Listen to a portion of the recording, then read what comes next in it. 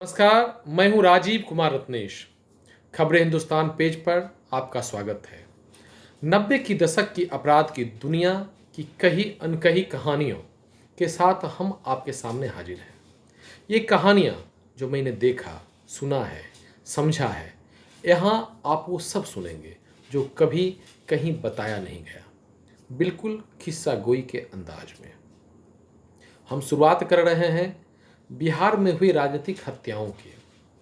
बिहार में राजनीतिक हत्याओं की लंबी श्रृंखला रही है। ईश्वर चौधरी, त्रिलोकी हरिजन, हेमंत शाही, सीताराम मिश्र, अशोक सम्राट, देवेंद्र दुबे, बिहारी प्रसाद, राजू सिंह आदि की। इस कड़ी में हम शुरुआत देवेंद्र दुबे से करते हैं। वह 23 फरवरी 1998 की मनहूस रात थी। मां की ममता को किसी अनहोनी का एहसास हो गया था, क्योंकि अपने गांव टिकुलिया से जब समता पार्टी के बाहुबली विधायक देवेंद्र दुबे अपने दलबल के साथ रात को निकल रहे थे तो घड़ी की सुइयां रात्रि के 10 से अधिक बजा रही थी। उनिंदी मां ने कहा था, बबुआ मत जा, तोहरा से बात करे के बाद। लेकिन होने को तो कुछ और ही मंजूर था। देवेंद्र दुबे ने अपनी मां की बात अनसुनी कर दी और कहा कि अब बाद में बात हुई। यही मां बेटे का आखिरी संवाद था। दूसरे दिन मां को बेटे की लाशें देखने को मिली।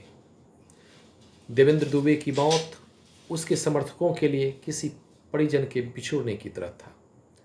घटना स्थल बररिया से जिला मुख्यालय तक पोस्टमार्टम के लिए लाश लाने में 7 घंटे का समय महज इसलिए लगा कि हजारों शोका कुल अपने चेहरे को देखना चाहते थे। देवेंद्र दुबे अपराधी था, हिस्ट्री शीटर था, सब ठीक है, लेकिन अपने क्षेत्र के लिए वह दुलड़ुआ था। इसे स्थानीय लोगों ने साबित कर दिखाया था और प्रकारांतर से यही तथ्य पुलिस के लिए चुनौती भी थी। यह किसी मारधार वाली फिल्म के क्लाइमेक्स की तरह था। 2 खलनायकों के बीच जारी जंग में अचानक हुई गोलियों की बौछार की वजह से अपने 5 समर्थकों के साथ समता पार्टी बाहुबली विधायक और मोतिहारी संसदीय क्षेत्र के समाजवादी पार्टी प्रत्याशी देवेंद्र दुबे की लाश ही उस गाड़ी से बाहर आ पाई थी जिससे वह पटना जा रहे थे। यह सच है कि देवेंद्र दुबे का पुलिस रिकॉर्ड अच्छा खासा बजने था, लेकिन मोतिहारी से लेकर उत्तर प्रदेश की सीमाओं तक उसकी छवि रॉबिन हुड की थी। वह सबकी बात सुनता था। राजसत्ता के एजेंटों के उत्पीड़न के शिकार लोगों को अपनी अदालत से न्याय दिलाने का प्रयास करता था। इस बाहुबली ने इस बार समता पार्टी के टिकट पर मोतिहारी से लोकसभा का चुनाव लड़ना चाहा था, लेकिन समता पार्टी से नाउम्मीद की हालत में वह समाजवादी पार्टी का दामन थामा था। देवेंद्र दुबे के चुनावी मुकाबले में खड़ा होने की सूरत में वहां मुकाबले की स्थिति देवेंद्र दुबे बनाम अन्य की हो गई थी। बाहुबली राजनीतिक बिहारी प्रसाद और देवेंद्र दुबे के बीच की राजनीतिक टकराहट चक जाहिर था। दोनों पक्षों की गोलियां अक्सर किसी न किसी पक्ष की लाश गिराने का इंतजार कर रही थी।